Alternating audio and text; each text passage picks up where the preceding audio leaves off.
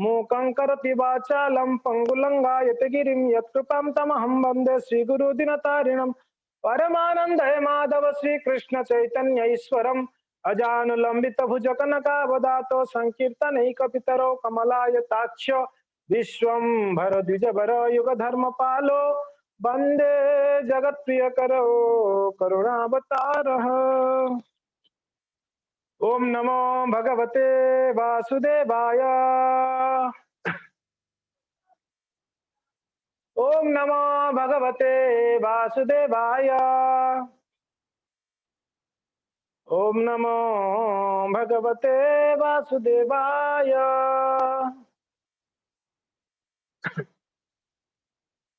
हरे कृष्णा।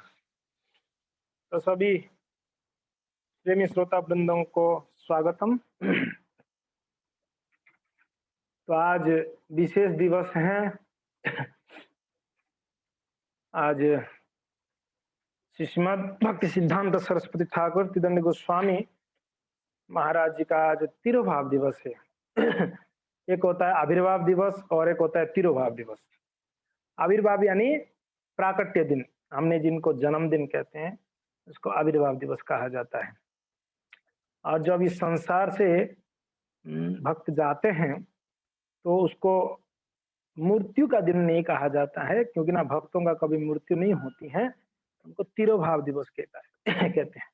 तिरोधान, तिरोभाव यानी जैसे प्राकट्य अप्राकट्य कह सकते हैं। जैसे सूरज का प्राकट्य होता है और सूरज का अप्राकट्य हो जाता है। अप्राकट्य हो रहा मीन्स सूरज और कहीं प्रकट हुआ है। जैसे यहाँ पर अस्त हुआ तो कहीं पर सूरज उगा होगा, उदय हुआ होगा। यहाँ पर हमारा रात होता है तो कहीं पर दिन हुआ रहता है। तो एग्जैक्टली कोई वैष्णव इस संसार से जब तिरोधान करते हैं, तिरोभाव होती है उनका, तो कहीं दूसरे जगह पे वो उनका प्राकट्य होता है, वहां का सेवा को क्यों परिचालना करने के लिए। तो वैसे हैं आज के दिन श्रील भक्ति सिद्धांत सरस्वती ठाकुर महाशय का आज तिरोधान हुआ था। आज के दिन वो इस भौतिक संसार से वो अपना यह लीला समाप्त कर ऐसे कहा जाता है, ओम नित्य लीला प्रविष्ट ओम विष्णुपाद परमहंस। नित्य लीला में प्रविष्ट किए थे ऐसे कहा जाता है। नित्य लीला भगवान का नित्य लीला होती है। तो भगवान का नित्य लीला में प्रविष्ट करते हैं। ये भू वृंदावन में भगवान आते हैं, कुछ समय लीला करते हैं, फिर चले जाते हैं। मगर भगवान का जहाँ नित्य धाम है, जिसको गोलक वृंदावन धाम कहते हैं, वहां पर कृष्ण का नित्य लीला चलता है। वो कभी भी बंद नहीं होता वो लीला। तो उस लीला में उनके जो अंतरंग पार्षद होते हैं भगवान के, वो वापस इस संसार में कुछ लीला करने आते हैं, कुछ मुख्य कार्य करने आते हैं, वो कार्य को निभाते हैं, फिर वापस वो भगवान के धाम में वापस चले जाते हैं। वैसे भगवान का कई प्रकार के अवतार होते हैं। उसमें एक अवतार है सत्यावेश अवतार, आवेश अवतार कहते हैं, सत्यावेश। तो कुछ विशेष कार्य को संपन्न करने के लिए भगवान ने कोई एक विशेष भक्त के अंदर एक विशेष शक्ति प्रदान करते हैं। वो भक्त वो विशेष कार्य को संपन्न करते हैं, तो उसको सत्यावेश अवतार कहते हैं, सत्यावेश। तो यहाँ पर भक्ति सिद्धांत सरस्वती ठाकुर एक प्रकार से भगवान ने उनको ऐसा शक्ति दे के यहाँ पर भेजे थे, जो क्या करे, उनकी पिताजी जो सेवेंथ गोस्वामी हुए भक्ति विनोद ठाकुर महाशय, आप सभी जानते हैं भक्ति विनोद ठाकुर को सेवेंथ गोस्वामी कहा गया है हमारे संप्रदाय में। तो वैसे भक्ति विनोद ठाकुर एक परफेक्ट गृहस्थ थे। उनकी कितने संतान थे पता है? 13 संतान थे, 13 बच्चे थे। 13 बच्चे थे, गृहस्थ थे, फिर भी उनको 7वां गोस्वामी का उपाधि दी गई है। 6 गोस्वामी तो परम विरक्त चूड़ामणि रहे, जो सन्यासी परम विरक्त रहे। मगर भक्ति विनोद ठाकुर विवाहित थे, गृहस्थ थे, उनके 13 बच्चे भी थे और नौकरी भी करते थे। डेप्यूटी मजिस्ट्रेट का उनका नौकरी था। फिर भी इतना होने के बावजूद, इतना जिम्मेदारी होने के बाद भी उन्होंने भक्ति को ऐसे संपन्न किए जिनको 7वां गोस्वामी कहा गया।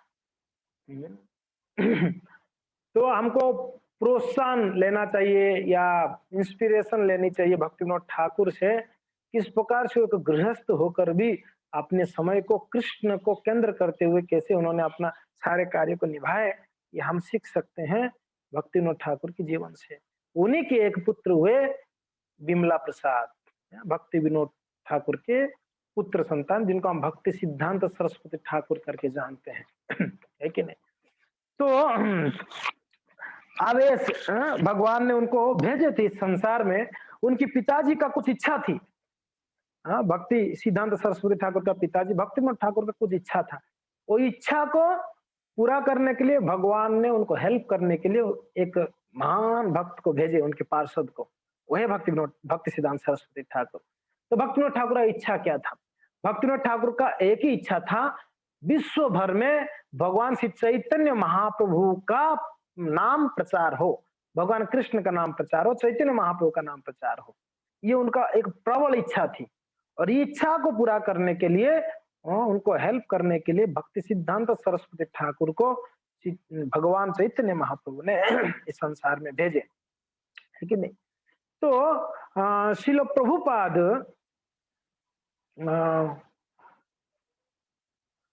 पहला मुलाकात भक्ति सिद्धांत सरस्वती ठाकुर से हुए थे 1922। मैं कुछ चीज बताऊंगा, आप लोग को आसानी से याद होगा। 1922 पहला मुलाकात श्रील प्रभुपाद जी का भक्ति सिद्धांत सरस्वती ठाकुर के साथ, ठीक है। 10 साल के बाद 1933 प्रभुपाद जी का इनिशिएशन हुआ था। 1922 में मिले थे, 1933 में इनिशिएशन हुआ था। 1944 10 साल के बाद back to Godhead magazine का शुरुआत हुई थी, प्रभुपाद जी ने किया था। ये सब आप आसानी से याद होगा ना। 22 में फर्स्ट मुलाकात उनके गुरुदेव के साथ, 33 में इनिशिएशन, 44 में उन्होंने बैक टू गॉडेन का स्थापना किए थे। 55 में उन्होंने वानप्रस्थ ले लिया था, घर छोड़ दी थी प्रभुपाद जी ने। 66 में इस्कॉन का स्थापना किए। 77 में श्रील प्रभुपाद जी डिसअपियर हो गए, इस संसार से चले गए गोलोक वृंदावन। आसान है ना याद रखना। 22 फर्स्ट मुलाकात, 33 उनका इनिशिएशन, 44 में back to Godhead magazine का प्रारंभ किए थे, 55 में वानप्रस्थ, 66 में इस्कॉन का फाउंडेशन, 77 में डिसअपियरेंस प्रभुपाद जी का। या आप 6 चीज याद कर सकते, आसान है कि नहीं? सो भक्ति विनोद ठाकुर, उनका नाम था केदारनाथ दत्त।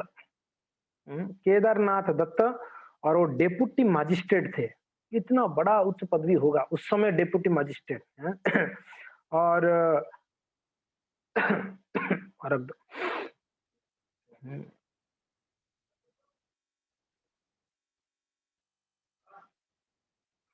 तो भक्ति विनोद ठाकुर जब उनका पोस्टिंग था पुरी में, जगन्नाथपुरी में उनका पोस्टिंग था, और पुरी में रहते थे। कहाँ रहते थे पता है? श्रीधामपुरी में मंदिर के पास में एक नारायण छत्ता करके एक भवन था, नारायण छत्ता। वो भवन में रहते थे भक्ति विनोद ठाकुर, केदारनाथ दत्त। और उनकी पत्नी जो थी, उनका पत्नी का नाम था भगवती देवी। कहां पर भक्ति विनोद ठाकुर का पत्नी का नाम क्या था? भगवती देवी। और भक्ति विनोद ठाकुर का केदारनाथ दत्त नाम था पहले का।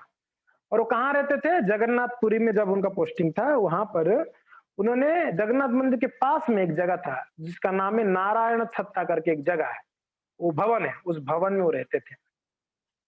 तो उस समय भक्ति विनोद ठाकुर का इच्छा था, एक मेरा ऐसे एक संतान हो जो चैतन्य महाप्रभु का नाम को प्रचार कर पाए, ऐसा मेरा एक संतान। उनका बड़ा प्रबल इच्छा था। तो भगवान श्री चैतन्य महाप्रभु की कृपा से, श्री जगन्नाथ जी की कृपा से, भगवती देवी की गर्भ से एक सुंदर पुत्र संतान का उत्पन्न हुआ। वो कब? 1874 फरवरी 6 तारीख शुक्रवार के दिन, कृष्ण पंचमी के दिन, माघ मास 3:30 PM 3:30 PM को, और कर्कट नक्षत्र में भक्ति सिद्धांत सरस्वती ठाकुर का प्राकट्य हुआ। हरि बोल, भक्ति सिद्धांत सरस्वती ठाकुर की जय। कब? 1874 फरवरी 6 माघ मास शुक्रवार के दिन, कृष्ण पंचमी तिथि, और कर्कट नक्षत्र, और दिन में 3:30 बजे दिन में ये इनका प्राकट्य हुआ। तो जब प्राकट्य हुआ, चारों तरफ शुभ संकेत दिख रहा था, हाँ, और उनका घर में एकदम प्रफुल्लित थे सब, हाँ, खास करके केदारनाथ दत्त और माता भगवती देवी दोनों बहुत प्रसन्न थे पुत्र संतान का जब प्राकट्य हुआ। तो वहीं पुरी में ही रहते थे और जब लगभग लगभग कितना 5-6 महीना होता है तो बच्चा का अन्नप्राशन होती है ना? तो लगभग 6 महीने में इनका अन्नप्राशन करना था। तो अन्नप्राशन उनका कैसे हुआ पता है? उनका अन्नप्राशन हुआ श्री जगन्नाथ जी का प्रसाद से। श्री जगन्नाथ जी का प्रसाद उनको पहली बार खिलाया गया। उनका अन्नप्राशन हुई। वैसे जगन्नाथ जी को जो भोग लगती है, तो सर्वप्रथम भोग लगने के बाद भगवान का वो जो प्रसाद है जगन्नाथ जी का, वो प्रसाद कहाँ जाता है? सर्वप्रथम जाता है, एक देवी है वहां पर, वो देवी का नाम है बिमला देवी। क्या नाम है? बिमला देवी। सब जानते हैं, बड़ा सुंदर ये कथा चैतन्य चरितामृत में वर्णन आता है। बिमला देवी जो स्वयं दुर्गा देवी थी, तो उन्होंने प्रसाद के लिए तपस्या किए थे भगवान का। तो भगवान ने प्रकट होकर बोले कि हे मैया, हे देवी, क्या चाहिए आपको?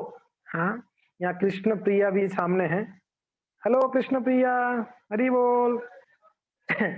तो वो देवी को पूछ रहे हैं भगवान श्री हरि, बोले कि आप क्यों तपस्या कर रहे हैं? तो वो देवी कही कि मुझे आपका प्रसाद चाहिए। क्या चाहिए? प्रसाद चाहिए। तो भगवान बोले कि प्रसाद के लिए इतना घोर तपस्या करने का क्या जरूरत है? अरे आप बोलते तो मैं प्रसाद देता। नहीं, सिर्फ मुझे ही नहीं, ये संसार भर के लोगों को प्रसाद देना है। हाँ? ये संसार भर लोगों को कृष्ण प्रसाद मिलना चाहिए, सिर्फ मुझे ही नहीं। क्योंकि ना उस समय ना माँ भगवान का प्रसाद मिलना बहुत कठिन था। भगवान ने उनकी पत्नियों को बता के रखे थे कि मेरा प्रसाद, मेरा झूठन किसी को नहीं देना है। तो नारद जी को मिल गया था बहुत रिक्वेस्ट के बाद, तो बाउंडेशन था, किसी को प्रसाद नहीं देना। मगर आज मैया दुर्गा देवी की कृपा हमारे ऊपर है, क्योंकि ना जगत जननी है ना, आप सब जानते हैं वो जगत जननी है, माँ है दुर्गा देवी सबका। तो माँ होने के कारण वो संसार की बच्चों का, उनके संतानों का दुख को सहन नहीं कर पा रही थी। ये कलयुग में लोग इतना दुखी रहेंगे, इनका कल्याण का कोई मार्ग नहीं है। हाँ, ये मार्ग है कि हरिनाम जप करने से कल्याण हो जाएगा, मगर ये कलयुग में लोग हरिनाम कीर्तन करना ही नहीं चाहेंगे, मन ही नहीं लगेगा, रुचि नहीं होगी। और क्या है जिसमें रुचि लगेगी लोगों का? ये कलयुग में लोगों का रुचि किसमें ज्यादा लगेगा? नाम में नहीं लग रही है। तो माँ जानती है उनके बेटा को क्या अच्छा लगता है। माँ को पूछ लो, अगर बेटा को क्या अच्छा है, माँ को पूछ लो आपके बेटा को क्या पसंद है, तो माँ बोल देगी इसको खेलना पसंद है, या म्यूजिक सुनना पसंद है, या उसको फिल्म देखना पसंद है, या खेल क्या पसंद है, खाना पसंद है, उनको पता है। तो जगत जननी जानती है मेरे जो बच्चे हैं दुर्भागा है, दुर्दैवमी दृशनिहा जनिना अनुराग, कोई अनुराग उत्पन्न नहीं हो रहा है, तो बड़े दुर्भागा है इन लोग। तो करे क्या? माँ है, उनका कल्याण तो करना उनका उद्देश्य है। तो माँ का प्लान क्या था कि इन संसारी बच्चों का, मेरा इनका कल्याण करने के लिए एक ही उपाय है कि कलयुग में व्यक्ति कुछ भी नहीं होगा चलेगा, मगर 2 वक्त का खाना तो चाहिए उसको, बिना खा के वो नहीं रह सकता है। खाना पसंद भी करेंगे, है कि नहीं? तो माँ जानती थी इनको खाना पसंद है, तो इनको क्या करो, नाम तो जपेंगे, जपेंगे नहीं जपेंगे पता नहीं, ये भगवान का प्रसाद खिलाकर इन लोग को सबको कल्याण करूंगा।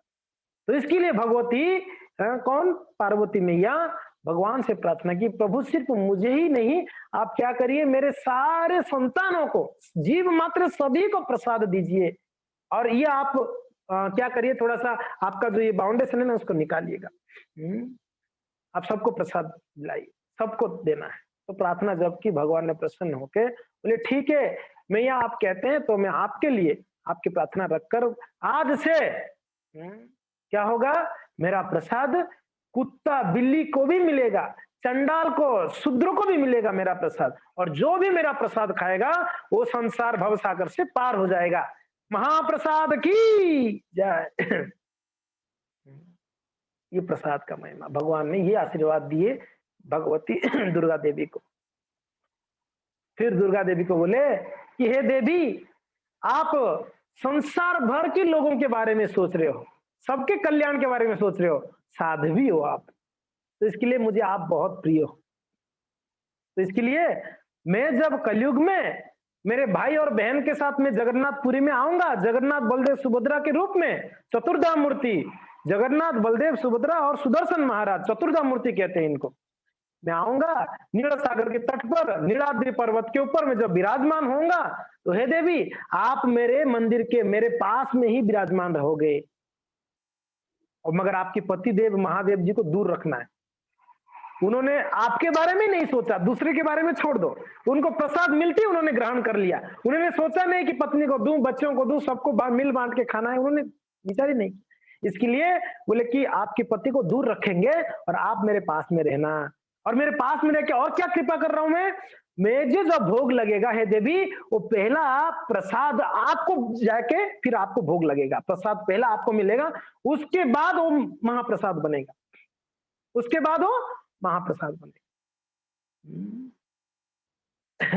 चैतन्य चरितामृत में कहते हैं, कृष्णेरौचिष्ट महाप्रसाद नमः,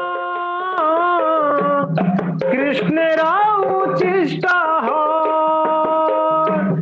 महाप्रसाद नमः, भक्त शेष हইলে महा महाप्रसाद ज्ञान, भक्त शेष हইলে महा महाप्रसाद ज्ञान।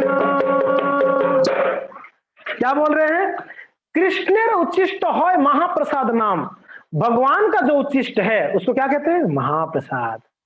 मगर जो भगवान का प्रसाद को कोई भक्त ग्रहण करके जो शेष रह गया, भक्त का जो शेष है, भक्त का जो उच्चिष्ट है, उसको क्या कहते हैं? महाप्रसाद। शारदा माता जी क्या कर रहे हैं आप?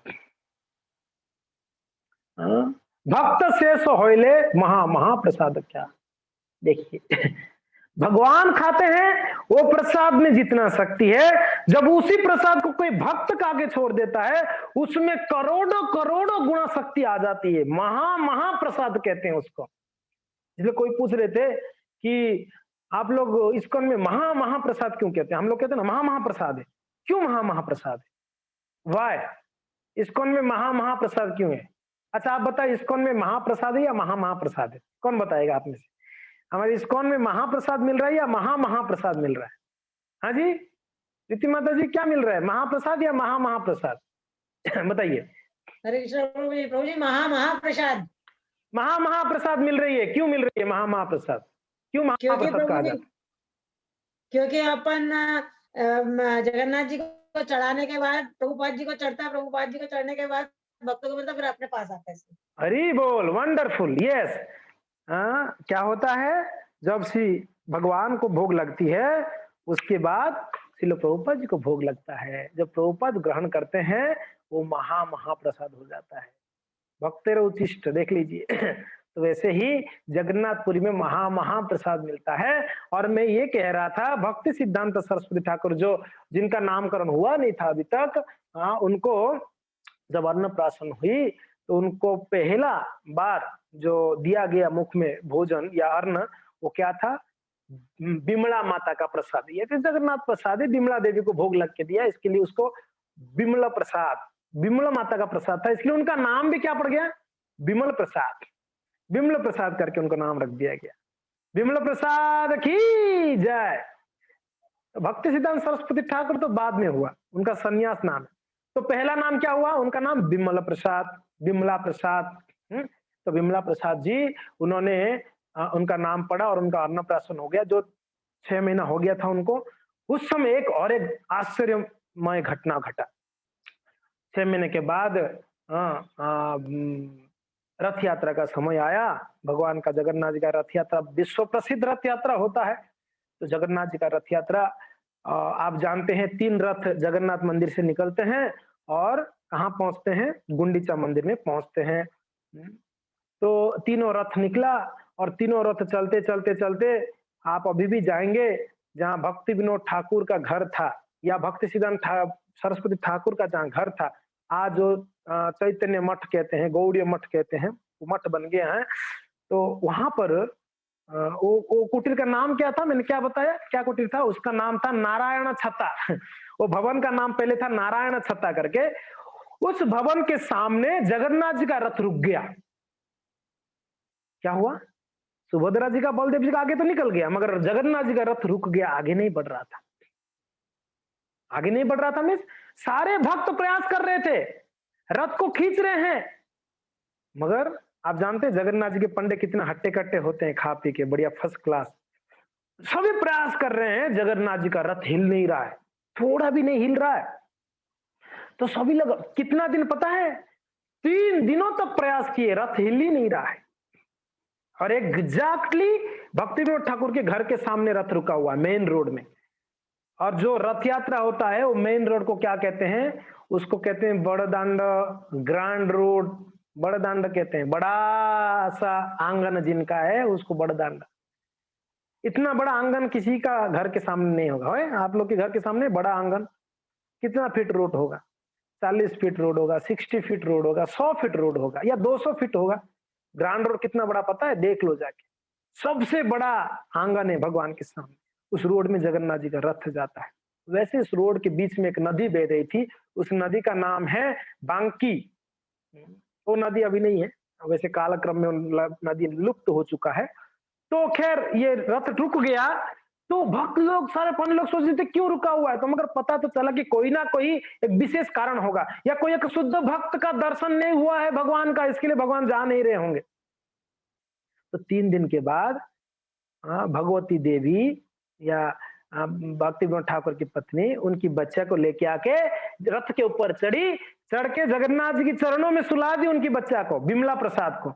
जैसे चरणों में सुला दी, वैसे ही जगन्नाथ जी के गले में एक हार ऐसे गिरा उनके ऊपर। कहा? किनके ऊपर?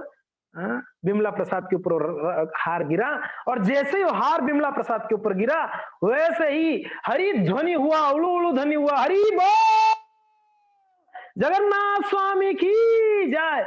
वहां पर सारे पंडे, सारे भक्त, सारे जितने भी लोग थे सभी हरि ध्वनि दिए, हरि हरि बोल। आज श्री भगवान जगन्नाथ जी का विशेष विशेष कृपा मिला। किसको? ये बिमला प्रसाद को मिला।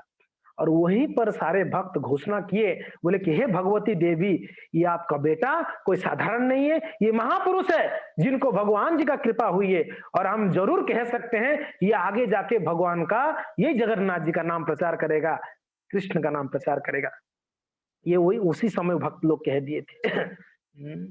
तो इस प्रकार से बिमला प्रसाद का जैसे हार गिरा तो उसी समय रथ चलना शुरू हो गया, धड़ धड़ धड़ धड़ करके रथ चालू हुआ। 3 दिन तक रथ चल ही नहीं रहा था।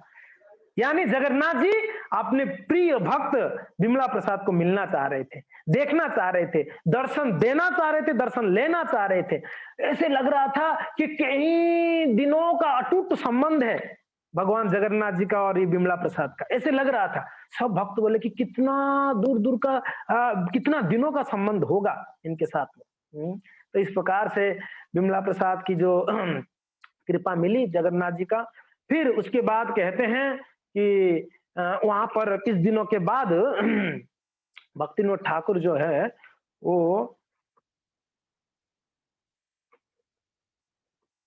रामपुर करके एक जगह उनका वहां पर डेप्यूटी, सीनियर डेप्यूटी मजिस्ट्रेट के रूप में उनका ट्रांसफर हो गया। पुरी से कहाँ चले गए? रामपुर। वेस्ट बंगाल में रामपुर आता है, वहां पर उनका ट्रांसफर हुआ। और आपको पता है उनका नक्षत्र क्या था? कौन से नक्षत्र में प्रकट हुए थे? कर्कट नक्षत्र। कहते हैं कर्कट, जानते हैं ना कर्कट? केकड़ा, केकड़ा जानते हैं? केकड़ा है ना, उसको कर्कट कहते हैं, केकड़ा। तो बोले कि ये ऐसा नक्षत्र में आया था, ये मायावादियों को ऐसे पकड़ते थे ना, उनको जब तक हराते नहीं थे तब तक भक्ति सिद्धांत सरस्वती छोड़ते नहीं थे। नहीं बैठो, उसको उठने नहीं देते थे। अगर एक बार कोई पल्ले में पड़ा ना मायावादी, मायावादी फिलोसफी बोल दिया भगवान हम सब एक ही है, कोई बोल दिया, उसको पकड़ देते थे। बोला अच्छा चल अभी बताता हूँ तेरे को, भगवान हम सब एक है कि अलग है बताता हूँ। फिर उसको ऐसे जैसे केंकड़ा किसी को पकड़ता है, कभी पकड़ा आप लोग को? मुझे पकड़ा है। हाँ, हमने नदी में स्नान करने जाते थे हमारे गांव में, तो एक बार हमारा पैर को केकड़ा पकड़ लिया था जोर से, और कितना भी आप उसको छिटाओगे तो नहीं जाएगा, वो एकदम जोर से पकड़ता है एक्चुअली। तो ऐसे होते हैं। तो भक्तसिद्धांत सरस्वती ठाकुर कहते हैं आचार्य लोग, ये ऐसे आचार्य हुए, ये आए थे कर्कट इसमें नक्षत्र में, इसके लिए अगर मायावादियों को पकड़ते, उनको पूरा रगड़ वगड़ के, पूरा समझा के, बुझा के, उनको मना के छोड़ते कि भगवान कृष्ण ही स्वयं भगवान है, जीव कृष्ण का दास, ही समझा के छोड़ते हूँ, तब तक नहीं छोड़ते।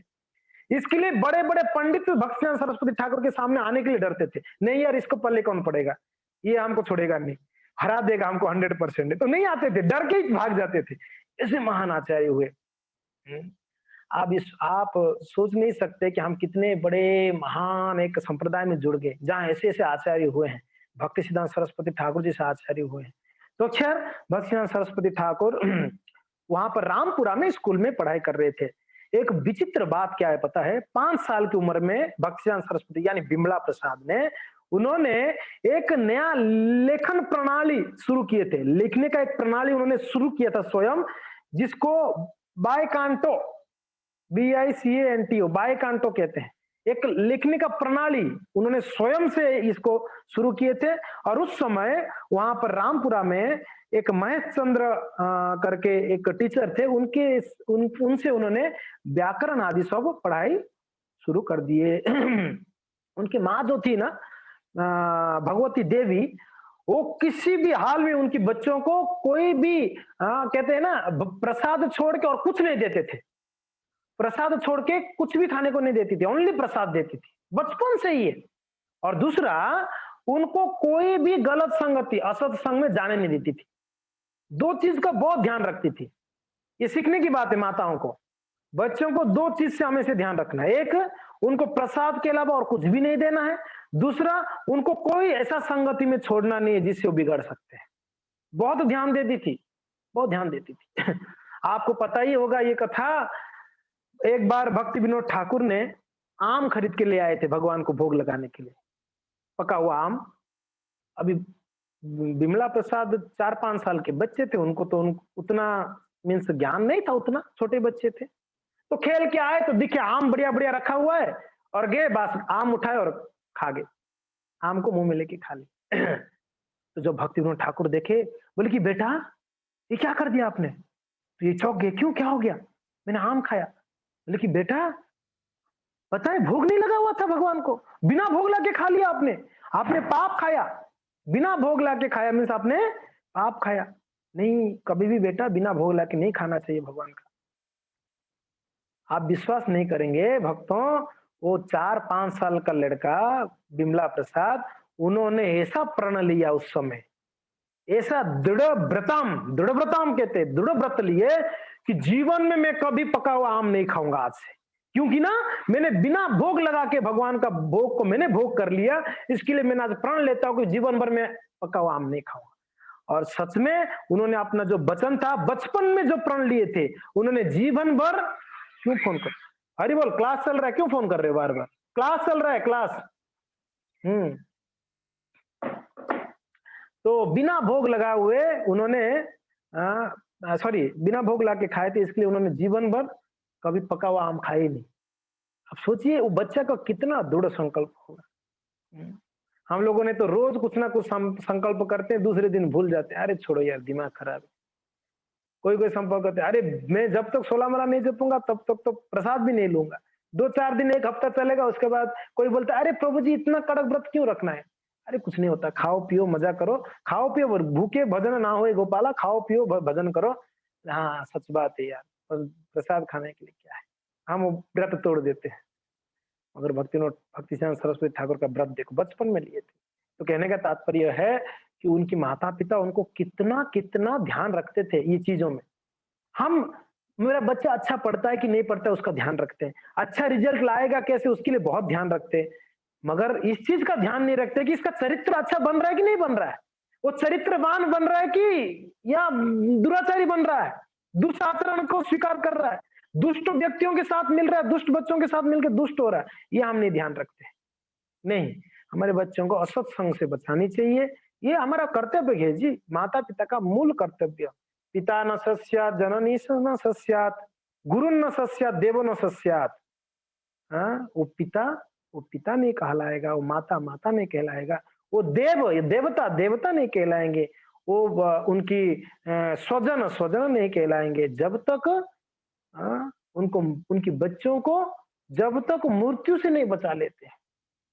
हुँ, समीपेत्य मृत्युम, उनको मूर्ति मूर्ति से बचाने यानी जब तक उनको कृष्ण भक्ति में नहीं लगा लेते हैं, तब तक वो माता, माता नहीं कहलाएँगे। इसलिए हम माताओं का, हम पिताओं का सबसे बड़ा कर्तव्य हमारे बच्चों को किस प्रकार से हम आचरण सिखाते हैं, उनको किस प्रकार से हम संस्कार देते हैं। इसलिए कहते हैं wealth is loss, nothing is loss, health is loss, something is lost, if character is lost, everything is lost. आप लोग ने सुना होगा। किसी का अगर धन चला जाता है तो कोई ज़्यादा बड़ा लॉस नहीं है, ठीक है, धन वापस कमा दिया जाएगा। किसी का शरीर का कुछ अगर क्षति हो जाता है तो थोड़ा-सा लॉस हुआ है, कि ना शरीर में दिक्कत। अगर किसी का कैरेक्टर ही लॉस हो गया तो उसका तो सब कुछ खत्म हो गया। अब बताइए क्या है कैरेक्टर? तो यहाँ पर भगवती देवी और बिमला प्रसाद के पिताजी भक्ति विनोद ठाकुर ने ये बड़ा ध्यान रखे उनके बच्चों का। हम लोगों ने 1 बच्चे 2 बच्चों को संस्कार नहीं दे पाते। भक्ति विनोद ठाकुर ने 13 बच्चों को संस्कार दिया। ते 13 उनके 13 पुत्र और पुत्रियाँ थे। आप सोच सकते हैं कितना बड़ा ज़िम्मेदारी था। कोई अगर इस समय बहाना करे कि मेरे पास समय नहीं, हमारे बच्चों के पास ही टाइम चला जाते हैं, उन लोग को पढ़ाना, लिखाना, सिखाना, भजन के लिए टाइम नहीं है। भक्ति विनोद ठाकुर का 13-13 बच्चे हैं, साथ-साथ में डेप्यूटी मजिस्ट्रेट का ज़िम्मेदारी था। कोई छोटा-मोटा जॉब करते थे क्या वो? डेप्यूटी मजिस्ट्रेट मीन्स आप सोचो, कितना बड़ा जॉब होगा जी? फिर भी उन्होंने कभी बहाना नहीं किए। इसके लिए तो सेवेंद्र गोस्वामी हुए। नहीं। तो इस प्रकार से भक्ति सिद्धांत यानी बिमला प्रसाद ऐसे परिवार में पले-बढ़े जिस परिवार में उन्होंने कभी भोग का वस्तु को स्वीकारा नहीं, बचपन से ही परम विरक्त थे, उनको बिल्कुल भौतिक चीज़ों में उदासीनता दिखता था, कोई रुचि नहीं था, बिल्कुल रुचि नहीं था। कई संसार के कोई वस्तु में ना कोई व्यक्ति में रुचि था उनका, ना। उनका पूरा फोकस क्या था? बचपन से ही एक बार क्या हुआ एक गौड़ीय मठ बन रहा था, तो उस समय भक्ति विनोद ठाकुर वहाँ का कार्यभार संभाल रहे थे। तो बताता हूँ, रुक जाओ। हाँ, कोलकाता में भक्ति भवन बन रहा था। भक्ति विनोद ठाकुर घर बना रहे थे कोलकाता में 1881 1881 में। तो घर खुदते समय जो फाउंडेशन हो रहा था उसकी खुदते समय उनको एक विग्रह मिला। वो कौन सा विग्रह पता है? कुर्मदेव, भगवान कुर्म अवतार का एक विग्रह मिला, कुर्म अवतार का। वो विग्रह मिलने के बाद उनके पिताजी ने, भक्ति विनोद ठाकुर ने, उनकी 5 साल का बच्चा कौन, बिमला प्रसाद को वो कुर्म अवतार का विग्रह लाके दिए, बोले कि इनका सेवा करो। 5 साल में उनको सेवा में लगा दिए, भगवान की सेवा में। हम बोलते हैं अरे बच्चा अभी खेलने कूद रहे हो, 10-15 साल हो जाएगा, फिर उसको जप करना सिखाएंगे, थोड़ा ठाकुर जी का सेवा करेगा। अरे नहीं, 5 साल में उनको कुछ ना कुछ सेवा दे दो। हाँ, और उनको सिखा दिए। तो इस प्रकार से बिमला प्रसाद जो है सारे साहित्य सीखे, व्याकरण सीखे, संस्कृत सीखे। और महाप्रभु की पार्षद षड गोस्वामी जाने के बाद कोई ऐसा तगड़ा प्रचारक नहीं था महाप्रभु की वाणी को प्रचार करने वाला। तो विशेष करके महाप्रभु की वाणी को प्रचार करने के लिए भक्ति विनोद ठाकुर के पुत्र भक्तिचंद सरस्वती ठाकुर का प्राकट्य हुआ। और उस समय कुछ ऐसे प्रकार के अपसंप्रदाय, 13 अपसंप्रदाय चलता था।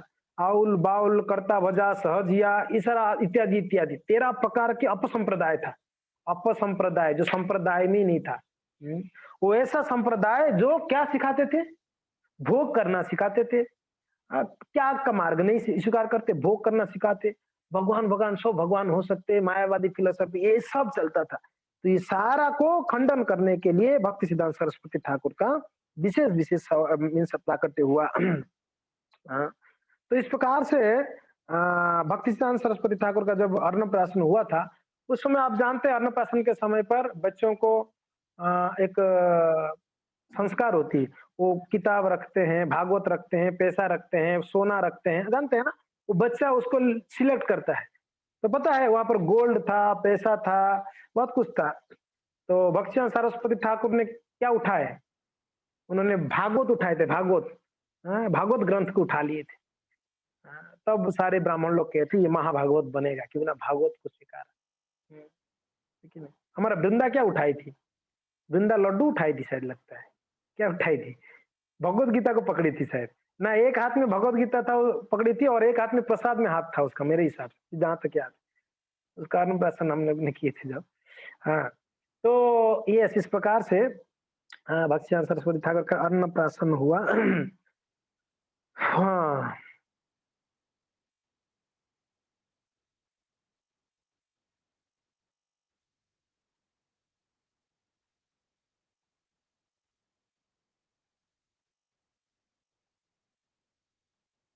तो यहाँ पर वर्णन आता है, भक्ति विनोद ठाकुर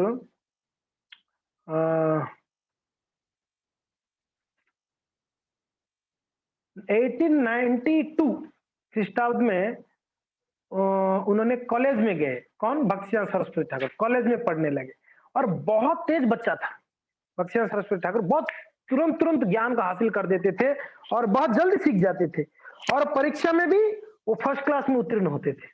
इतना शार्प माइंडेड थे। देखिए, कोई कोई बोलते हैं कि अरे पढ़ाई में ध्यान दो, बाद में ये सब भजन साधन भक्ति भक्ति बाद में, अभी जब करोगे तो पढ़ाई कौन करेगा? हम खास करके हमारे बच्चों को, अरे अभी पढ़ाई कर लो, जब तो एग्जाम के बाद कर लेगी, तो एग्जाम के बाद कर लेगा। मगर उनके पिताजी जब से कुर्म अवतार का विग्रह दिए थे, भक्तिचंद सरस्वती ठाकुर तब से 5 साल की उम्र से उन्होंने विदाउट फेल, एक भी दिन ऐसा हुआ नहीं जब उन्होंने भगवान का सेवा नहीं किया। डीटी वार्शिप उन्होंने 5 साल में शुरू कर दिया। यानी एकदम प्रहलाद महाराज जी का इंस्ट्रक्शन का हूबहू पालन करते थे। कौमारे आचरित प्राज्ञ, 5 साल की उम्र में। तो इस प्रकार से उन्होंने 1897 ख्रीष्टाब्द में भक्ति भवन में एक उन्होंने एक स्कूल खोल दिया। 1897 में उन्होंने एक स्कूल खोला। उस स्कूल का नाम है चतुष्ठाठी, और उसमें बच्चों को उन्होंने ज्योतिष शास्त्र पढ़ाने लगे। कौन पढ़ाने लगे? विमला प्रसाद इतना विद्वान हो गए ज्योतिष शास्त्र में, वो बच्चों को पढ़ाने लगे ज्योतिष शास्त्र। उन्होंने एक स्कूल ही खोल दिया। सारस्वत चतुष्टादि स्थापन किए, और बच्चों को उसमें पढ़ाते थे।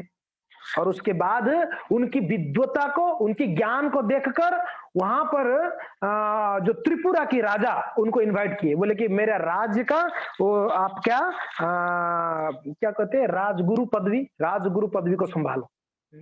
उनको इनवाइट किए, तो उनको रखे उनके राज्य में, त्रिपुरा के राजा के कर्मचारी बने।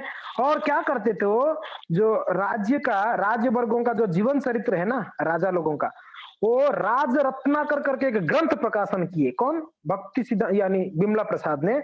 और ये राज रत्नाकर ग्रंथ में वो सारे राजाओं का जीवन चरित्र लिखे उन्होंने। और उसके बाद ना उन्होंने राजेंद्र किशोरंकर संस्कृत और बंगाल शिक्षा का भार भी ग्रहण किए उसी युवराज जी का।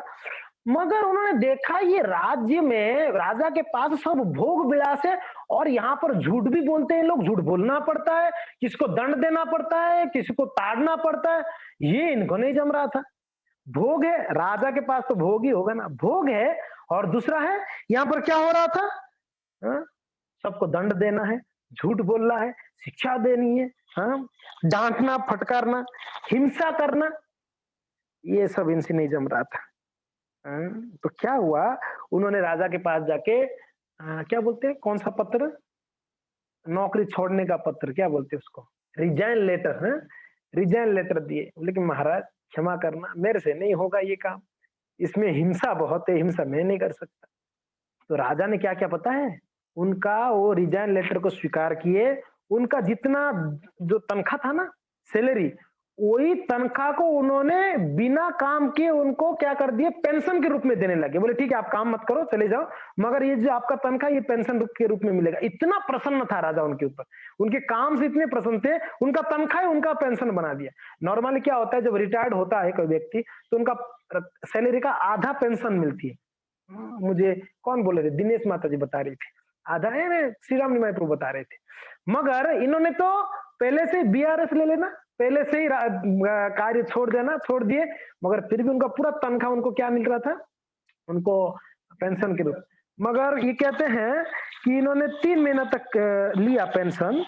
महाराज की सरस्वती 3 साल तक पेंशन लिए, जब जरूरत था उनका कुछ, उसके बाद उन्होंने खुद से ही मना कर दिया, मुझे पेंशन नहीं चाहिए। अभी 1898 में क्या किए उन्होंने, उनके पिताजी भक्तिविनोद ठाकुर के साथ में बहुत सारे तीर्थ यात्रा में गए, काशी, प्रयाग, गया इत्यादि इत्यादि इत्यादि जगहों में गए। ध्यान से सुनिएगा। वहां पर जब उन्होंने वृंदावन में पहुंचे, तो वृंदावन में पहुंचे तो उनके पिताजी, इनके मन में अभी आ गया था कि मैंने तो सब छोड़ दिया कार्यभार, अभी मेरा एक ही उद्देश्य है कि एक योग्य गुरु की शरण लेके उनसे दीक्षा ग्रहण करना। एक ही उद्देश्य था, एक योग्य गुरु की शरण लेना है, एक प्रामाणिक गुरु का शरण लेना है। उनके पिताजी समझ गए थे बेटा का क्या उद्देश्य था। वो बोले कि बेटा आप एक काम करो, यही ब्रज में एक महात्मा रहते हैं, गौर किशोर दास बाबा जी, बड़े शुद्ध भक्त है भगवान के और पहुंचे हुए संत है। एक काम करो, वो परफेक्ट व्यक्ति है, आपको दीक्षा दे सकते हैं। कौन? गौर किशोर दास बाबा जी महाराज। तो भक्तिसिद्धांत सरस्वती ठाकुर जब सुने तो उन्होंने गए, कहां पर गए? गौर किशोर दास बाबा महाराज के पास गए। जाकर, ये गौर किशोर दास बाबा जी कैसे थे पता है? वो गंगा के तट पे रहते थे, जब बंगाल में रहते थे उस समय की बात है। बाद में तो ब्रज वृंदावन में चले गए भजन करने। जो बंगाल में रहते थे उस समय की बात है। वो गंगा के तट पे रहते थे और वो क्या पहनते थे पता? उनका वस्त्र क्या था? इतना विरक्त थे, जो मृत शरीर होता था ना, सब मुर्दा, मुर्दा को जो कपड़ा पहनाते थे ना, व्हाइट कपड़ा पहनाते, मुर्दा को पहना के शमशान घाट ले जाते, मरघट में। तो जब मुर्दा को जलाते थे तो उसका जो कपड़ा, ऊपर का कपड़ा फेंक देते हैं, है ना, बाहर फेंक देते, शमशान के बाहर फेंक देते, उसको जलाते। वो कपड़ा को ये महात्मा जी सब लोग चले जाने के बाद जाते थे, वो कपड़ा को लेके आते, या गंगा में धोते थे, धो के उसको फाड़ के कौपिन और एक बहिर वस्त्र बना के बस गंगा के तट पे बैठ के नाम जप करते। हरे कृष्णा कृष्ण कृष्ण हरे हरे, हरे राम राम राम नाम जप करते। ऐसे महात्मा खाते क्या थे? आश्चर्य हो जाओगे आप लोग, क्या खाते थे वो? चावल ले आते कहीं से मांग के, चावल। हाँ, चावल को वही जो कपड़ा है ना, शमशान घाट से जो कपड़ा लाते उस कपड़े में बांध देते, बांध के जाके नाम जपते जपते लेफ्ट हैंड में गंगा के तट पे बैठ के यहाँ नाम जपते थे। यहाँ पर चावल को गंगा में डुबा के रखते, आधा घंटा डुबा के थे तो चावल थोड़ा भीग जाता था, फिर बाहर निकालते चावल को, उसको भोग लगाते, भोग लगा के उसको खा लेते थे। हो गया उनका भोजन। कितना विरक्त चूड़ामणि होंगे। हाँ हाँ हाँ, हम लोग को खाने के लिए कितना कितना प्रयास करना पड़ता है, कितना कितना तैयारी करनी पड़ती है। 1 दिन 2 दिन पहले ही तैयारी करनी पड़ती है। देखिए प्रीति माता जी बैठे बैठे तैयारी कर रहे हैं, साग को तोड़ रही है, साग बनानी है कल, तो तैयारी होती नहीं होती है। ये महात्मा जी को कोई टेंशन बाजी नहीं, खाना है तो चावल मिल गया, मिला तो नहीं, मिला तो कोई बात नहीं, मिल गया तो चावल को क्या करते हैं, कपड़ा में बांधकर गंगा के पास बैठ के नाम जपते जपते आधा घंटा बैठ जाते वहीं पर। तो भीग जाता तो उसको थोड़ा नमक डाल, मिल जाता तो डालते, नमक नहीं मिलता कोई ऐसे ही चबा के खा लेते, तो उनका भोजन समाप्त, पूरा भोजन हो जाता। आहा। और क्या कहते हैं, ओ कभी कभी कुछ अगर भोजन पकाने का इच्छा होता, भगवान के लिए पकाना इच्छा होता, तो मटका कहां से लाते पता है आपको? पता है जब शमशान घाट में ले जाते ना मुर्दा को, तो एक मटका में वो धुआं के लिए ले जाते, आप देखा है, वो मटका रख देते हैं ना शमशान घाट के बाहर, वो मटका ले आते, हम गंगा में धो के उस मटका में पका लेते थे, चावल को पका लेते थे और ठाकुर जी को भोग लगा के खा लेते थे। परम विरक्त, परम विरक्त। और ऐसे महात्मा जी के पास गए कौन? विमला प्रसाद जी ने दीक्षा लेने के लिए। तो गए, जाके प्रणाम किए, और ये तो नाम जप करते थे, बोले कि बाबा जी मुझे दीक्षा चाहिए। तो सुनते ही ये तो एकदम आश्चर्य, दीक्षा नहीं, मैं नहीं दीक्षा देता, मैंने दीक्षा देता, जाओ यहां से, कहां से आया है, कौन तू? तो वो बोले कि मैं दीक्षा, पहले दिन तो उन्होंने मना कर दिया, मैं दीक्षा ही नहीं देता हूं मैं, लेकिन नहीं नहीं, अब मुझे मेरे पिताजी ने भेजा आपके पास, और आप योग्य गुरु है मेरे लिए, आप दीक्षा दीजिए, मेरे हृदय से भी ऐसे लगता है कि आप मेरे लिए योग्य गुरु है। मैं, कौन है तेरे पिताजी? बोले भक्ति विनोद ठाकुर। भक्ति विनोद ठाकुर का लड़का है तू? अरे बाबा, आपके पिताजी उत्तम हैं, आपके लिए उन्हीं से दीक्षा लो। भक्ति विनोद ठाकुर जब कथा करते थे, भागवत पढ़ते थे, गौर किशोर दास बाबा जी आके सुनते थे कथा। किनसे? भक्ति विनोद ठाकुर से सुनते थे। तो उन्होंने जानते थे भक्ति विनोद ठाकुर का ज्ञान को, उनके पांडित्य को, उनके भक्ति भाव को। इसलिए बोले कि अरे बेटा, आपके पिताजी से दीक्षा लो, वो एकदम उत्तम है आपके लिए गुरु। तो बोले नहीं, उन्होंने तो आपके पास भेजे, मुझे तो आपसे लेना है। ये जिद पकड़ लिए। तो जब इन्होंने इनके पिताजी के साथ में जब काशी प्रयाग आदि घूम रहे थे ना, उस समय उन्होंने एक व्यक्ति से रामानुजाचार्य के बारे में सुने थे। उनका नाम क्या पता है? काशी में एक राम मिश्र करके थे, राम मिश्र। उनसे उन्होंने रामानुज संप्रदाय के बारे में बहुत कुछ उनसे डिस्कशन करके बहुत कुछ सुने थे। रामानुजाचार्य का बहुत सारे पास्ट टाइम से सुने थे। रामानुजाचार्य किस प्रकार संन्यास लिए, रामानुजाचार्य किस प्रकार घर त्याग किए, रामानुजाचार्य किस प्रकार का भक्ति का प्रचार किए, ये सुन के उनके अंदर ऐसे एकदम दृढ़ संकल्प हो गया कि मुझे भी ऐसा सन्यासी बन के प्रचार करना है। रामानुजाचार्य से इंस्पायरेशन लिए थे। तो अब यहाँ पर आए कि मुझे दीक्षा लेनी है। तो पहले दिन तो बोले कि नहीं, मैं दीक्षा नहीं लेता हूँ, यहाँ नहीं देता हूँ, जाओ। तो जबरदस्ती उनको बोले जाओ यहाँ से, तो चले गए। दूसरे दिन आए, बोले कि गुरुदेव, आप तो मेरे गुरुदेव है, आप मुझे दीक्षा दीजिए, मुझे आपसे दीक्षा लेनी है। बोले कि आपको कल बताया, समझते नहीं हो, मैं नहीं दीक्षा देता। बोले नहीं, मुझे आपसे ही दीक्षा लेनी है। बोले चलो ठीक है, मैं ऐसे दीक्षा नहीं लेता हूँ, मैं पूछूंगा, अगर हाँ होगा तो मैं आपको दीक्षा दूंगा। किसको पूछोगे, कौन हाँ करेगा आपको? बोले कि मैं चैतन्य महाप्रभु को पूछूंगा, गौर भगवान को पूछूंगा, गौरांग महाप्रभु को पूछूंगा। अगर गौरांग महाप्रभु बोलते हैं हाँ दो, तो मैं दूंगा। बोल चल ठीक है। एक्चुअली इनको देना तो था नहीं, उनको बात को टालना था। इसको कैसे ना कैसे 2-3 बार भगाऊंगा तो ये आएगा नहीं, परेशान हो जाएगा, चला जाएगा। इसलिए उनको क्यों नहीं देना चाहते थे? ये एक सिद्ध बाबा थे, हाँ, और ये शिष्य बनाना नहीं चाहते थे। पहले जमाने में शिष्य बनाते नहीं थे। जो संत होते थे ना, वो डरते थे, क्योंकि ना ये शिष्य लोग अगर बराबर की अगर साधना नहीं करेंगे, भजन नहीं करेंगे, तो गुरु को अपराध लग जाता था, गुरु को लग जाता था, गुरु को सहन करना पड़ता। इसलिए पहले तो शिष्य स्वीकार नहीं करते थे जी। आजकल तो फैशन हो गया लोगों का, मेरा इतने शिष्य है, पानी उठा के डाल दिया, जिसके ऊपर पानी गिरा वो सब मेरे शिष्य है। जिन जिन को समोसा बांटा सब मेरे शिष्य, नाम दर्ज करो। जिन जिन को जेला भी बांटा है वो मेरे शिष्य है। ऐसे ऐसे शिष्य बना के रखे हैं, हजारों शिष्य बना के रखे, कोई मतलब नहीं है, फैशन बन गया है। अरे वो महाराज जी की कथा में तो लाखों लोग आते हैं, बैठते हैं, इतने शिष्य उनका, क्या काम है? पहले नहीं था जी, पहले बड़ा ये था, नहीं देते थे दीक्षा। तो खैर दूसरे दिन जब आए, उन्होंने बोला कि मैं महाप्रभु को पूछूंगा, उन्होंने हाँ करेंगे तो मैं दूंगा। तो तीसरे दिन आए, वो देखो वो रोज आते थे। तीसरे दिन आए कि बाबा आपने पूछा? अरे यार मैं भूल गया, कल आ जाओ, कल मैं बताता हूँ। तो चौथा दिन आए तो इन्होंने पूछा कि बाबा जी आपने पूछा महाप्रभु को?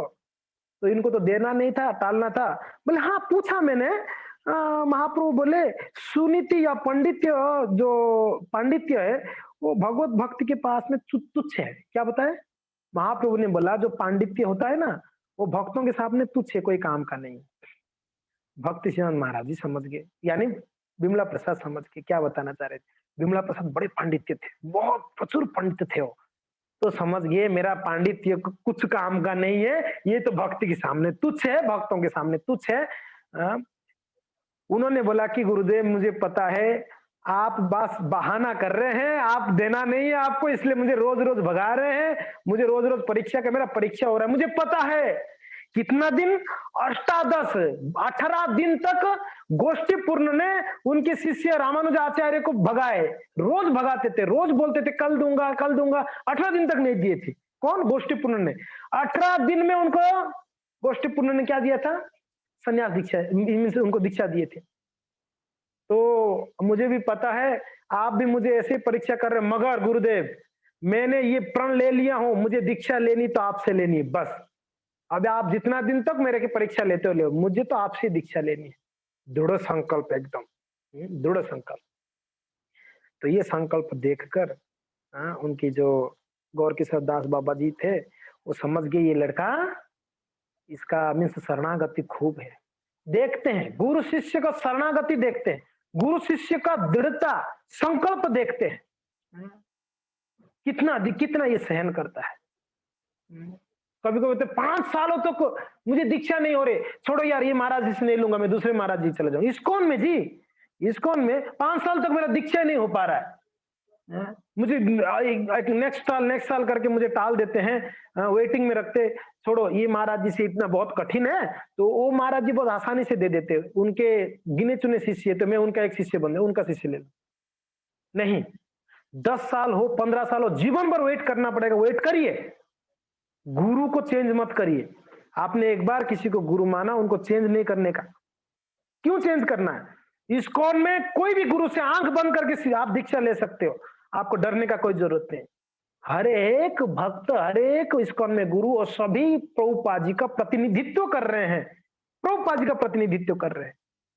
तो आप आंख बंद करके किसी से भी दीक्षा ले सकते हो, इस्कॉन में खास करके। तो इसलिए गुरु चेंज नहीं करना है। कोई बोल देता है करके किसकी बातों में आपके चेंज कर लेना। यहाँ भक्ष्यान सरस्वती ठाकुर से सुनिए, सीखिए। विमला प्रसाद को 3 दिन तक उन्होंने भगाया, 4 दिन तक उन्होंने मना कर रहे थे, फिर भी उन्होंने उन्हीं से लेने का प्रण लिया, नहीं मुझे आपसे ही लेना। ओके, इस प्रकार से उनको चौथा दिन में उनको फिर दीक्षा दी गई। क्या दीक्षा दी पता है? गंगा तट पे ही, नहीं गंगा तट पे नहीं, श्री बाबा जी महाराज सरस्वती ठाकुर यही पर सुदृढ़ निवास देखी, गोद्रुम द्वीप में उनके ही घर पे स्वानंद सुखद कुंज, हमारे मदन गोविंद का घर का नाम पता है? भवन का नाम स्वानंद सुखद कुंज रखे हैं प्रभु जी ने, बड़ा सुंदर नाम। ये घर का नाम किनका था पता है? भक्ति विनोद ठाकुर का घर का नाम है। आप अगर मायापुर में जाएंगे तो मायापुर में कालीन द्वीप के उस तरफ एक ये है, कौन सा द्वीप है वो? गोद्रुम द्वीप। गोद्रुम द्वीप में भक्ति विनोद ठाकुर का घर का नाम है स्वानंद सुखद कुंज। तो वो स्वानंद सुखद कुंज में उनका दीक्षा हुई। किनका? भक्ति विनोद ठाकुर का बेटा बिमला प्रसाद का। क्या नाम दिया पता है? नाम क्या दिया पता है? आज से आपका नाम क्या होगा? भारसवानवी देवी दैत दास। हरि बोल। भारसवानवी दैत देवी दास की जय। उनका दीक्षित नाम क्या है? उनका बचपन का नाम बिमला प्रसाद, दीक्षित नाम क्या है? भारसवानवी दैत देवी दास। भारसवानवी देवी दैत दास। भारसवानवी कौन है? वृषभानु नंदिनी राधा रानी। देवी दैत, उनका दैत कौन है या उनके प्राणधन कौन है? कृष्ण। उनके दास। कितना लंबा नाम है ना। परम पूज्य जयपताका महाराज जी का एक शिष्य है, उनका नाम क्या है पता है? आपने सुना है? श्री श्री जगन्नाथ बलदेव सुभद्रा रथ यात्रा महामहोत्सव दास। सुना है कभी आपने ये नाम? क्या नाम है? श्री श्री जगन्नाथ बलदेव सुभद्रा रथ यात्रा महामहोत्सव दास। वो भक्त को कोई महामहोत्सव बुलाता है, कोई तो जगन्नाथ बुला रहा है, कोई बलदेव बुला रहा है, कोई रथ यात्रा बुला रहा है, कोई क्या बुला रहा है उसको? इतना बड़ा नाम कौन बुलावे? एक भक्त का दीक्षा हो तो उसका नाम दे दिया यमराज दास। बेचारा इतना परेशान हो गया, मेरा नाम जमराज दास है। वो महाराज जी के जाके बोले कि महाराज मेरा नाम चेंज करो। सब लोग जमराज जमराज बोल रहे हैं, घूर के देख रहे हैं मुझे। अरे वही आपका नाम जमराज, यानी आप महाजन है, 12 महाजन में से एक महाजन है। नहीं महाराज मेरा नाम तो आप चेंज करो। महाराज जी ने वापस चेंज करके दिया। ऐसे भी शिष्य है, देखो नाम को भी चेंज करा देते हैं गुरुदेव के पास जाके। अरे भाई यमराज जी कितने बड़ा महात्मा, धर्मराज जी है नहीं, यमराज यानी धर्मराज जी हैं। तो जो भी है इनका नाम पड़ा बारसवानवी देवी दैत दास। तो अभी भक्ति विनोद ठाकुर की जो पुत्र बिमला प्रसाद बारसवानवी देवी हो गए। तो वैसे तो उनका लीला और है, मैं थोड़ा थोड़ा कुछ लीलाओं को बताऊंगा फटाफट। तो उन्होंने क्या किए? उनके पिताजी भक्ति विनोद ठाकुर 1916 मसीहा में आषाढ़ मास में 9 तारीख को, 9वां दिन, आषाढ़ मास के 9वां दिन को श्री गदाधर पंडित की तिरुभाव दिवस के दिन भक्ति विनोद ठाकुर शरीर छोड़े। 1916 आषाढ़ मास की 9वां दिन भक्ति विनोद ठाकुर उनके पिताजी शरीर छोड़े। शरीर छोड़ने से पहले बिमला प्रसाद यानी बारसवानवी देवी को बुला के क्या बोल रहे हैं कि बेटा मेरा एक इच्छा है, वो इच्छा को पूरा करना। क्या? षड गोस्वामियों का जो ग्रंथ है उसको आप, और गौर सुंदर का शिक्षा, ये दोनों को आप क्या करना, विशेष करके आप हर जगह में सर्वत्र प्रचार करना। क्या क्या प्रचार करने बोले उनके पिताजी? एक तो जो षड गोस्वामियों का लिखित ग्रंथ है, जो आदेश उपदेश है, उस आदेश उपदेश को, और गौरांग महाप्रभु का वाणी को, शिक्षा को आप उस हर जगह विश्व भर में प्रचार करना। ये बोले थे उनको मृत्यु शरीर छोड़ने से पहले भक्तिनाथ ठाकुर। कुछ दिनों के बाद उनकी माँ भगवती देवी, वो भी अपना शरीर त्यागी। वो शरीर त्यागने से पहले बारसवा ने भी देवी को बुला के, दैत्य दास को बुला के, उनके बेटा को, विमला प्रसाद को बुला के बोले कि बेटा मेरा एक इच्छा है, मुझे पता है आप निश्चय रूप से गौर सुंदर का नाम को आप विश्व भर में प्रचार करोगे। उनकी माँ बोली। देखिए पिता माता दोनों का इच्छा क्या था, क्या आशा कर रहे थे पुत्र से, कि आप भगवान का नाम प्रचार करो, आप भगवान का शुद्ध भक्त बनो और दूसरों को भक्त बनाओ, ये इच्छा था। कितना ग्रेट होंगे वो माता पिता जो अपने पुत्र को इस प्रकार के आदेश उपदेश दे रहे कि आप महाप्रभु का वाणी को प्रचार करो। तो ये दोनों माता पिता का इच्छा को उन्होंने अपना हृदयंगम कर दिया। कौन? बारसवानवी देवी दैत्य दास। ठीक है, तो कालक्रम में धीरे धीरे उनका प्रचार शुरू करने से पहले उन्होंने क्या किए, 12 साल तक गायब हो गए। कितने साल तक? 13 साल, 12 साल, 13 साल गायब हो गए। मीन्स लोगों को दृष्टि से बिल्कुल एकांत स्थान में चले गए। मायापुर में ही कहीं ऐसे जगह में क्या करते थे, सप्तकोटि महामंत्र का नाम जप करते थे। सप्तकोटि महामंत्र का नाम जप का व्रत रख लिए थे।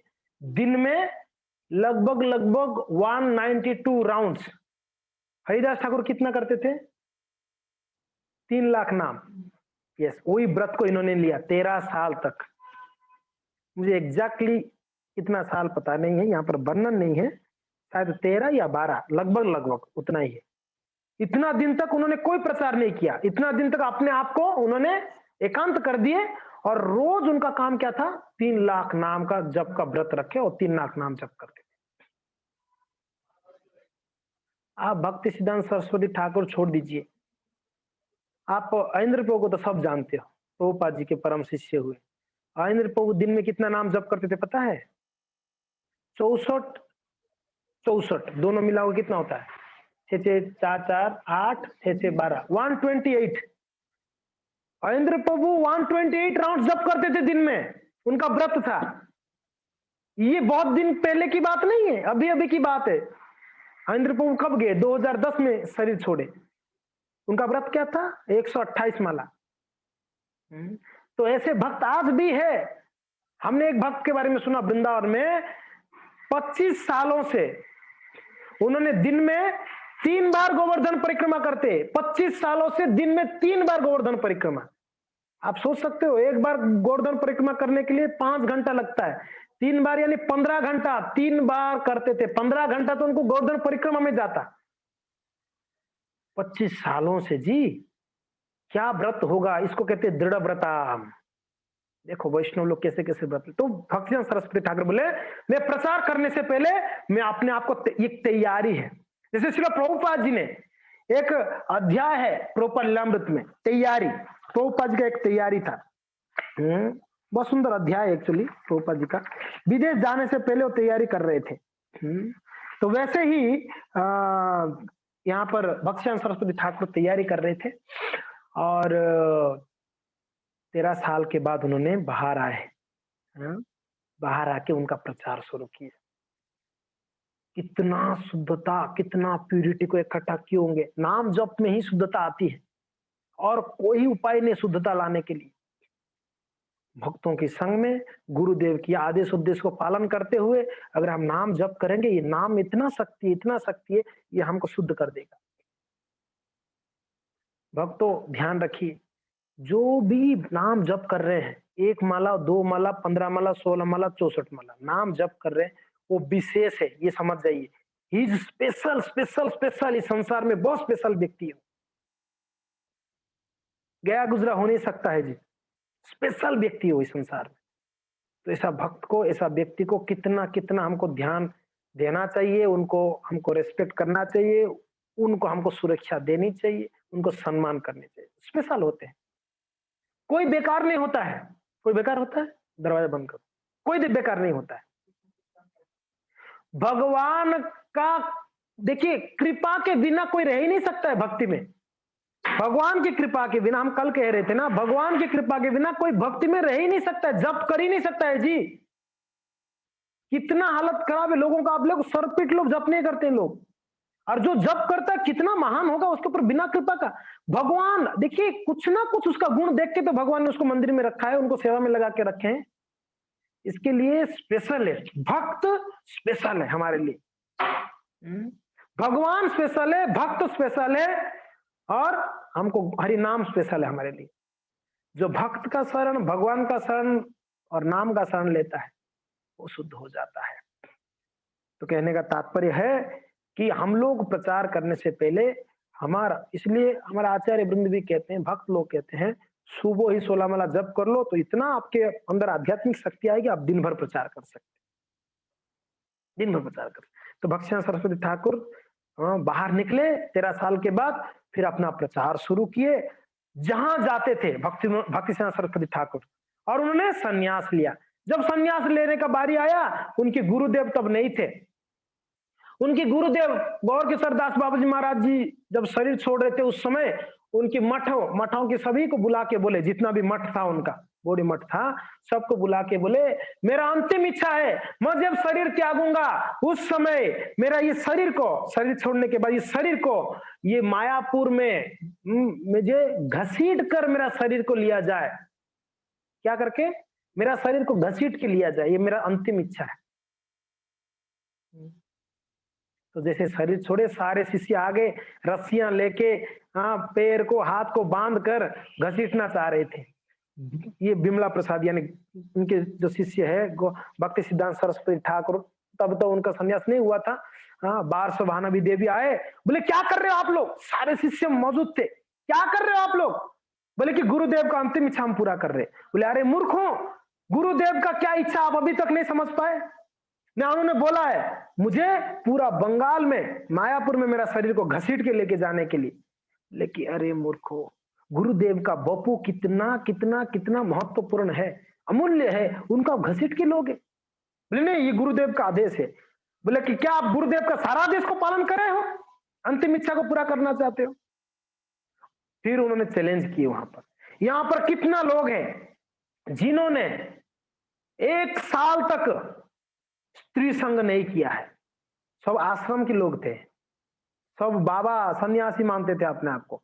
बोले कौन ऐसा है जो मन से भी 1 साल तक स्त्री संग नहीं किया? मन से भी, मन में भी कभी सोचा नहीं। तो सब लोगों ने ऐसे मुंडी कर दिया नीचे, एक भी उसमें नहीं था 1 साल तक। चलो कोई बात नहीं, 6 महीना तक ऐसा कोई है जो मन से भी स्त्री के बारे में सोचा नहीं है? मुंडी नीचे कर दिए, कोई एक जन भी मुंडी नहीं उठाया। बोले छोड़ो, 6 महीना छोड़ो, ऐसा कोई है आप में से 1 महीना तक कोई इसने स्त्री के बारे में नहीं सोचा होगा? कोई नहीं, मुंडी नहीं रहा। बोले छोड़ो 1 महीना, कोई ऐसा है 1 दिन भी ऐसा कोई है जो स्त्री के बारे में सोचा नहीं है, स्त्री संघ के बारे में? तो एक जन भी मुंडी नहीं उठा। बोले छोड़ो 1 दिन, ऐसा यहां पर कोई है 1 मिनट कोई स्त्री के बारे में सोचा नहीं, ऐसा कोई है? सब लोग मुंडी नीचे कर दिया। बोले कि आप अधिकारी नहीं हो इस शरीर को हाथ लगाने के लिए, ये शरीर को हाथ लगाने का इसका पूरा जो रेस्पॉन्सिबिलिटी मेरा है, मैं अधिकार हूं।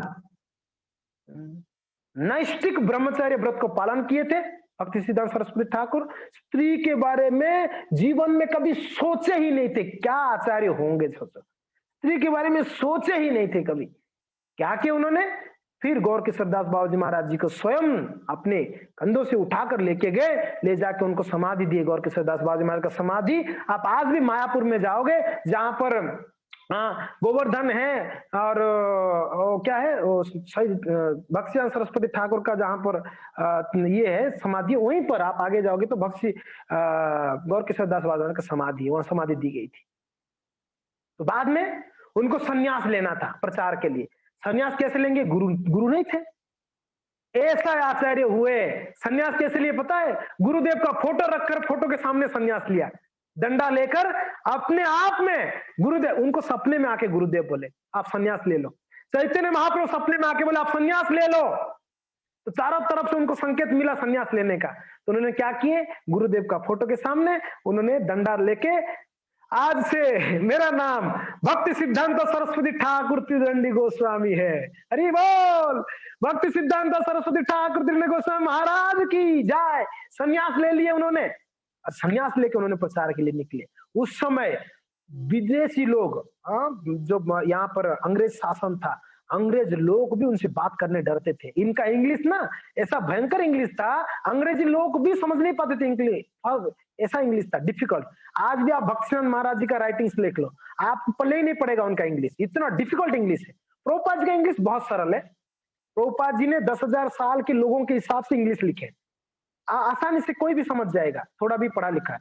भक्ति सिद्धांत महाराज जी का इंग्लिश पढ़ने के लिए स्कॉलर भी फेल है, नहीं पढ़ पाएंगे ना, हो नहीं सकता।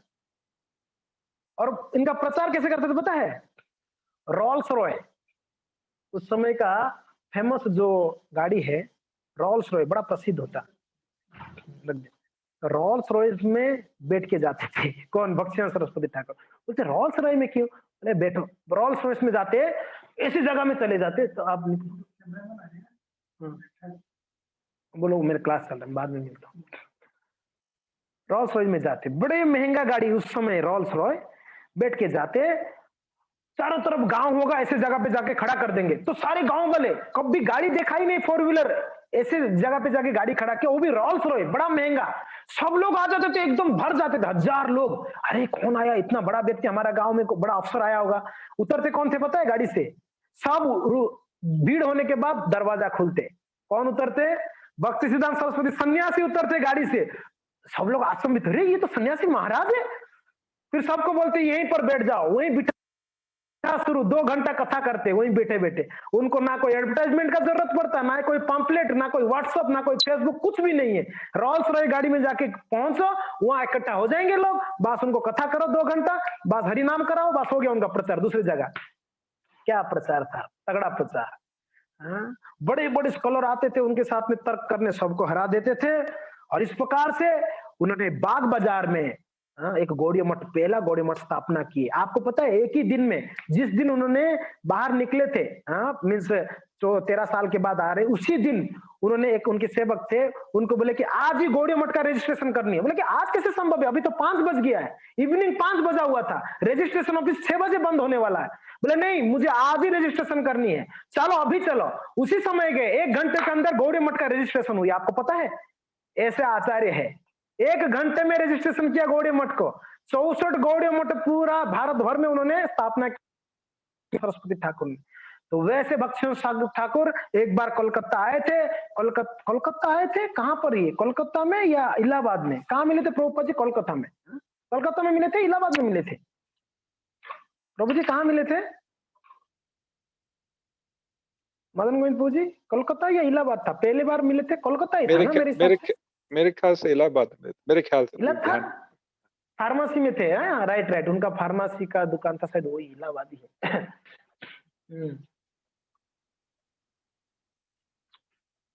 थैंक यू प्रभु जी। ठीक है, तो अभी समाप्त करते हैं, तो समय बहुत हो गया है।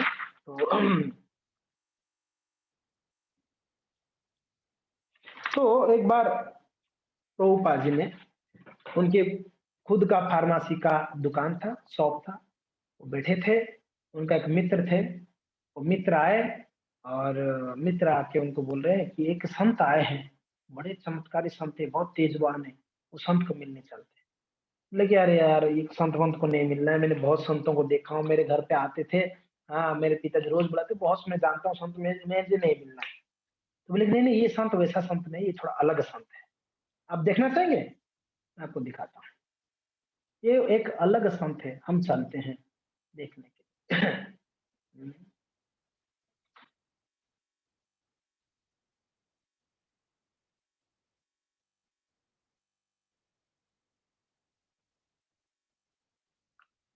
आवाज आ रहा है क्या? नहीं आ रहा है? साउंड है? नहीं है साउंड? साउंड नहीं है ना? एक मिनट, मैंने साउंड शेयर नहीं किया ना, एक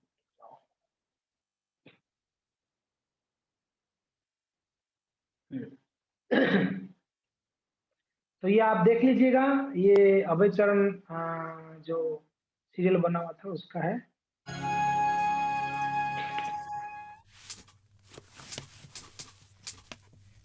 नमस्कार मैनेजर बाबू। अरे नरेन, आओ बैठो।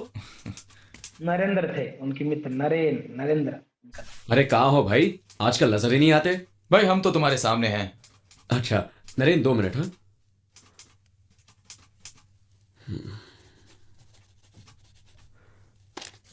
काका। जी बाबूजी। ये सरकार बाबू को दे आना। जी। और सुनो, हाँ जी। जल लाना। हाँ जी। तो काम हो गया? काम का क्या है, चलता ही रहता है। कहो क्या बात है। तुम मेरे साथ आ सकते हो? कहाँ? मैं तुम्हें किसी से मिलाना चाहता हूं। अच्छा लो। किससे? एक बहुत ही महान हस्ती से। मैं और रूपेन उनसे मिल चुके हैं। कौन है ये? भक्ति सिद्धांत सरस्वती महाराज, एक साधु है। ना बाबा ना, मैं क्षमा चाहता हूं। मैं किसी साधु वाधु से मिलना नहीं चाहता। अभय, तुम इस मामले में हमसे ज्यादा जानते हो। मैं जिनकी बात कर रहा हूं वो मामूली साधु नहीं है, बहुत बड़े विद्वान हैं। मायापुर से आए हैं और यही करीब उल्टा डंगा में रहते हैं। देखो यहाँ बहुत काम पड़ा है, फिर कभी मिल लेते हैं। अरे कमाल है, तुम इतने धार्मिक होकर भी एक साधु से मिलने से इनकार कर रहे हो। नरेन, अरे वो साधु है। तो ये कोलकाता का एक बात है, उल्टा डंगा का नाम आया तो ये कोलकाता का lot of sadhus. I am not interested in them. यही तो कह रहा हूं कि तुम चल के तो देखो और हमें भी बताओ कि आखिर वो है क्या। चलो ना भाई। अच्छा ठीक है, लेकिन सिर्फ 5 मिनट के लिए। हाँ ठीक है बाबा, 5 मिनट के लिए सही, पर चलो तो। ठीक है चलो। घोष बाबू, हाँ मैं अभी आता हूं। हाँ हाँ, मैं हूं ना यहाँ। चलो नरेन। चलो। श्री चैतन्य महाप्रभु और उनके भक्त जैसे सर्वोत्तम हितकारी न थे, न है और न कभी आएंगे। दुनियादारी में मनुष्य को जो जय भक्ति सिद्धांत सरस्वती ठाकुर महाशय की जय। तो यहाँ पर भक्ति सिद्धांत सरस्वती ठाकुर बैठे हैं और प्रवचन हो रहा था। अब दिखाई देता है वो मनुष्य के लिए हानिकारक भी हो सकता है, परंतु श्री चैतन्य महाप्रभु और उनके भक्तों से जो लाभ हमें प्राप्त हुआ वो मनुष्य के नित्य कल्याण के लिए ही है। और ये लाभ केवल एक देश या एक जाति के लिए ही नहीं है, बल्कि ये सारे जगत के लिए हितकारी है। इसलिए श्री चैतन्य महाप्रभु की वाणी का प्रचार करना हम सबका परम कर्तव्य है।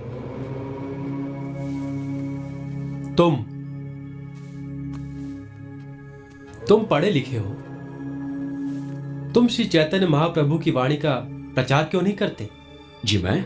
हाँ तुम जाओ, दुनिया के कोने कोने में प्रचार करो, यही तुम्हारा परम कर्तव्य है। जी मैं क्षमा चाहता हूं, लेकिन आज के इस वातावरण में हमें सुनेगा कौन, जबकि देश का बच्चा बूढ़ा जवान हर कोई देश को आजाद कराने में लगा हुआ है। तुम ठीक कहते हो, देश को स्वतंत्र कराना भी एक कर्तव्य है, किंतु ये परम कर्तव्य नहीं। तुम क्या समझते हो, अंग्रेजों से स्वतंत्रता पाकर तुम स्वतंत्र हो जाओगे? राज करने वाले बदल जाएंगे, किंतु राजनीति नहीं बदलेगी। मैं जिस स्वतंत्रता की बात कर रहा हूं वो राजनीतिक सीमाओं के बंधन से मुक्त है। इस भौतिक जगत की हर चीज अस्थायी है, केवल कृष्ण भक्ति ही नित्य सत्य है। मनुष्य का बनाया हुआ राजनीतिक नियम कभी भी मनुष्य के लिए लाभकारी नहीं हो सकता। ये वैदिक शास्त्र और गुरु शिष्य परंपरा का अभिनिर्णय है। और जब मनुष्य अपने नाशवान भौतिक शरीर और जन्मभूमि को ही पूज्य समझने लगता है, तब वो मिथ्या धारणा में खो जाता है। और इस संसार का हर नेता उसे इस मिथ्या धारणा से बाहर आने ही नहीं देता। मनुष्य तो क्या, हर जीव का स्वरूप केवल नित्य कृष्णदास का है। इसलिए मनुष्य का परम कर्तव्य है कि वो इस बात को समझे और औरों को समझाए। कृष्ण भक्ति को भारतीय राजनीतिक परिवर्तन के लिए प्रतीक्षा की आवश्यकता नहीं। कृष्ण भक्ति का प्रचार इतना आवश्यक है कि यह किसी के लिए रुक नहीं सकता। इसलिए तुम्हारे जैसे पढ़े लिखे युवक को इस बात को समझना और औरों को समझाना बहुत ही आवश्यक है। अच्छा, अब इस सभा को हम यही समाप्त करते हैं। हरे कृष्ण। अब आप लोग मेरे साथ बोलिए, हरे कृष्ण कृष्ण कृष्ण हरे हरे, हरे कृष्ण कृष्ण कृष्ण हरे हरे, हरे राम राम राम हरे हरे। हरे राम राम हरे हरे।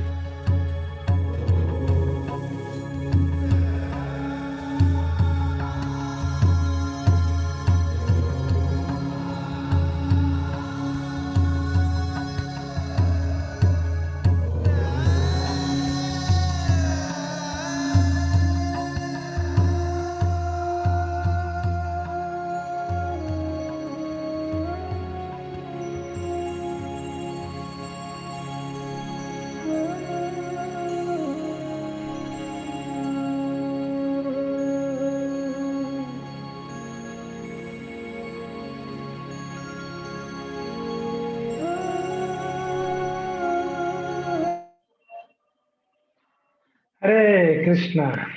तो आपने देखा श्रील भक्ति सिद्धांत सरस्वती ठाकुर श्रील प्रभुपाद जी को क्या बताया। हमारा आज कौन सुनेगा, भारत को स्वतंत्र करना भी जरूरी है। तो उन्होंने एक बात बताया कि राजनीतिज्ञ बदल जाएंगे मगर राजनीति कभी नहीं बदलेगी।